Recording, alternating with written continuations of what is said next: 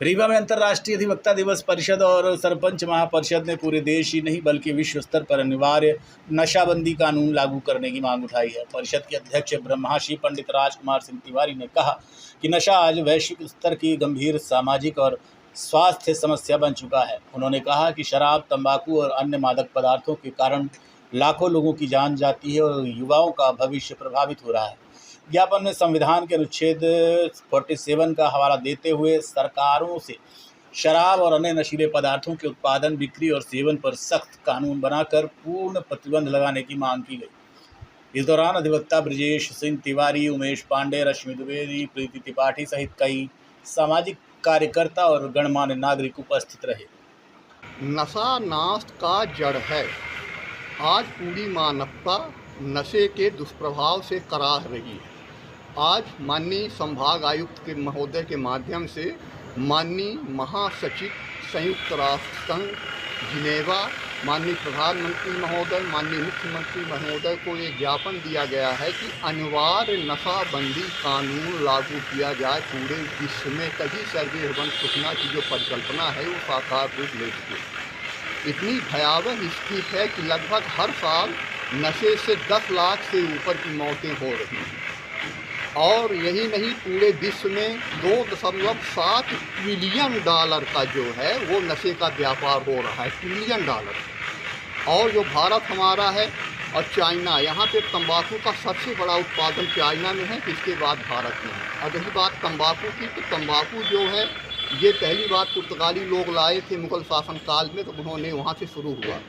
और वर्तमान में अगर आप मध्य प्रदेश की स्थिति देखेंगे तो मध्य प्रदेश की स्थिति ये है कि यहाँ लगभग 5000 से ऊपर दुकानें संचालित हो रही हैं, मदिरा की दुकानें हो रही। सरकार की कोई फैक्ट्री नहीं रहती, लाइसेंस देते हैं निजी कंपनियों को, उनसे 50% से ज़्यादा टैक्स लेते हैं। लगभग 15,000 करोड़ के आसपास राजस्व का इजाफा हो रहा है। तो सबसे बड़ी चीज़ ये है कि जब आप जानते हैं कि सरकार जानती है, सब जानते हैं कि शराब से, नशीली दवाइयों से, गांजा, अफीम, चरस से लाखों मौतें हो रही हैं और आप सरकार हो, आप जिम्मेदार हो, तो मात्र आप विज्ञापन के जरिए और स्लोगन के जरिए ये कहते हैं कि नशा बुरी चीज़ है, इसको छोड़िए छोड़िए। अरे जब आप ये सब जानते हैं कि इससे कुछ नहीं होना है तो आप शराब का निर्माण क्यों करवा रहे हैं और शराब की दुकानें क्यों संचालित करवा रहे हैं, राजस्व क्यों वसूल कर रहे हैं? आप टोटली बंद कर दीजिए इसको। और पूरे देश में और पूरे विदेश में अनिवार्य नशाबंदी कानून जब तक लागू न होगा, मानवता कराहती ही रहेगी। स्थिति बड़ी विकराल है।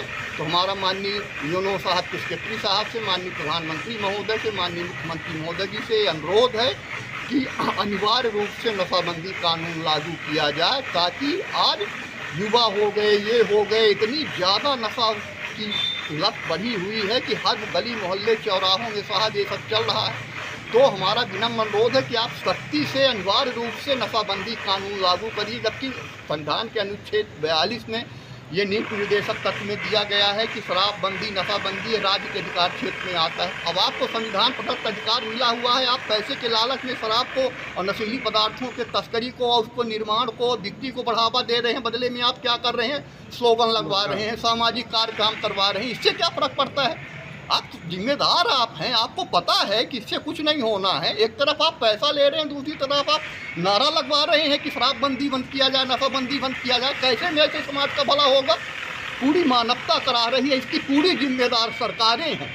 तो अगर सरकारें सुधर जाएं, सख्ती से पेश आएँ, अनिवार्य नशाबंदी कानून लागू कर दें, तो पूरे संसार में नशा का व्यापक जो अवैध कारोबार और व्यापार और ये जो चल रहा है सब समाप्त हो जाएगा। पूरी मानवता, पूरी पीढ़ी मानवता सुखी हो जाएगी और सब बहुत अच्छे ढंग से चलने लगेगा। तो हमारा सबसे विनम्र अनुरोध है और जो जहाँ भी हैं जनता जनार्दन वो अपने स्तर पर इस आवाज़ को उठाए और सरकारों पर दबाव डालें कि अनिवार्य नशाबंदी कानून लागू किया जाए। आज के अंक में इतना ही। देखते रहिए Rewa 24 news, city cable network.